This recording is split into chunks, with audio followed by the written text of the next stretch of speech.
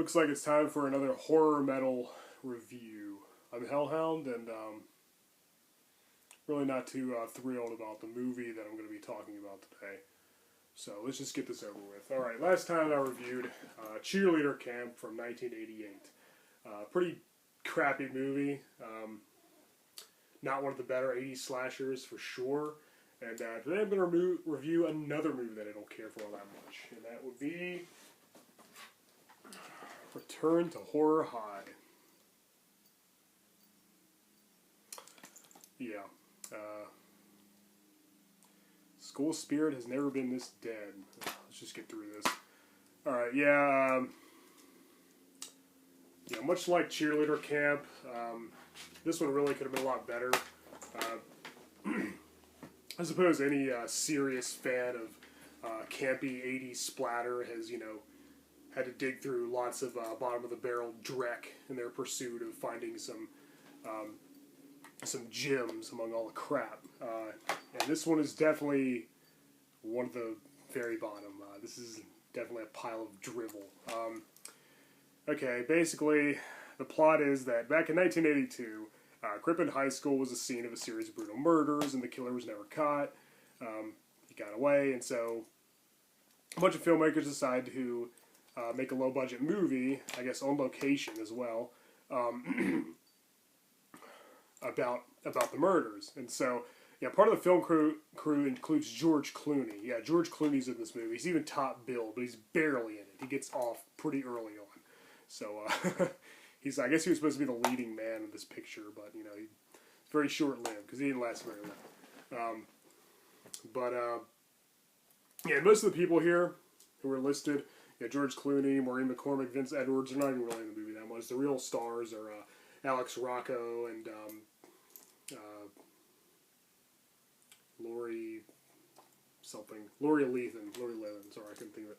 And Scott Jacoby, they're in the movie. And Brandon Hughes as well, and Vince Edwards. They're in the movie a lot more than these three.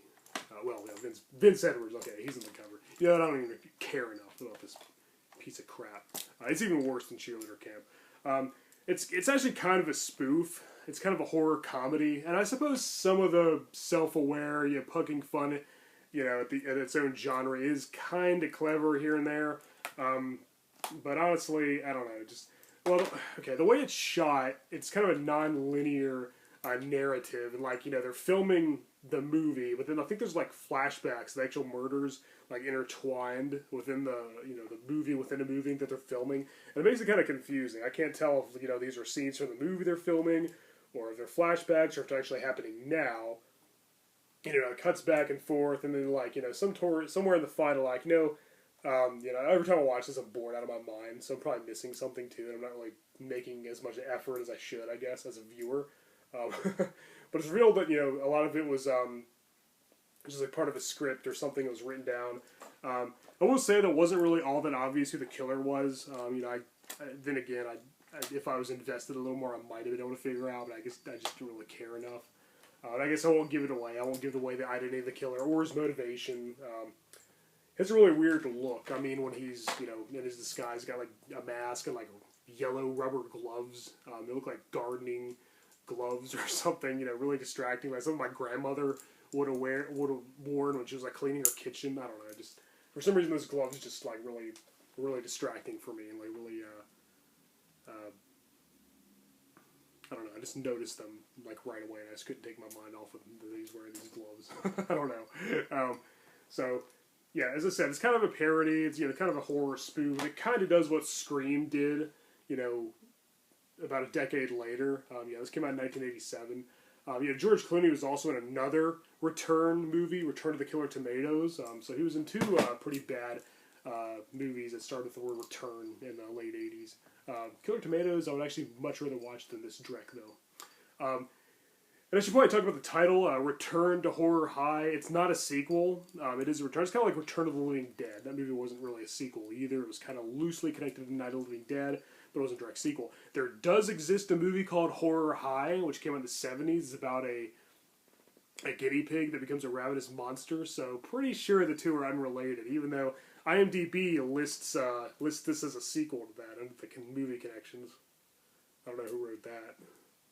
But, Anyway, yeah, there's not a sequel. I thought it was at first. In fact, the first time I saw this cover with the skeletal cheerleader holding the pom-poms, I thought it was a sequel to Cheerleader Camp. But, you know, it turns out this is actually came out first, you know, a year before. It preceded it by a year. So yeah, as I said, it's a really weird, really oddly structured plot, you know, cutting back and forth between the movie within a movie and the murder scenes. You know, it's hard to even tell what's going on, really, half the time, and, you know, you just get so bored. There's a couple funny moments, I will give it that. There's like a locker room scene that's really funny. I won't give away what happens, I guess, in case you do want to sit through this thing, but, yeah, a couple of clever kind of moments. There's a really cool scene kind of towards the end where there's like they're in this basement of the school, and there's a bunch of corpses, a bunch of rotting bodies everywhere. Most of them are just like almost nothing but bones, just a bunch of skeletons everywhere. I thought that was kind of a creepy scene. I thought it was kind of well done. And when it does reveal who the killer is, and the scenes like where he's revealing his whole you know, motivations and stuff to the, you know, protagonist, the baby-faced leading male. Yeah, once he reveals you know, why he's been doing this, it becomes kind of it's kind of creepy and kind of interesting, a little more than the rest of the movie. I'll give it that. You know, I'm not really even trying to give this movie much credit. And by the way, I'm just saying, you know, there are a few things I guess are enjoyable. It's not completely bad. I'd give it like maybe a 4 out of 10. So, you know, it's not like a 0. You know, it's not completely unwatchable, but pretty close. It's mostly tripe. Yeah. Oh God. Yeah, and, you know, yeah, so there's some funny parts, lots of gore and gags, gratuitous nudity, you know, but it's not, you know, it follows the formula of some other movies that are very similar in vein, but it doesn't do it quite as good as most of them do. If you want to watch a movie that follows this format, it does it a lot better. Watch Slaughter High, and I've reviewed that before, so check out my review for more information on that, or just watch the movie, better yet. Return to Horror High is pretty much a heap of shit. And yeah, Alex Rocco's acting's really over the top, and, you know, kind of grated me a little bit. A lot of the acting's kind of like that.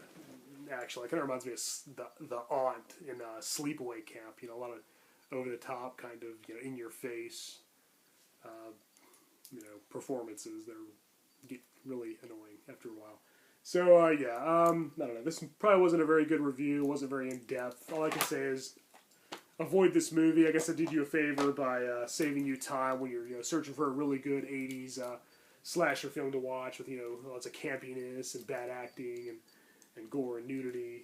I'd say skip over this one. So much like our last review of Cheerleader Camp, this is another one just to go ahead and toss right in the trash. I wouldn't waste my time.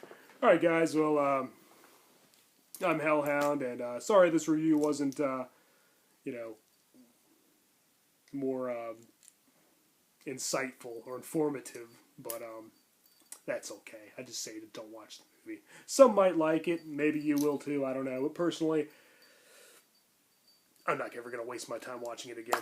Alright, so I think now I'm going to review a really good movie, so stay tuned for that. Later. Until then.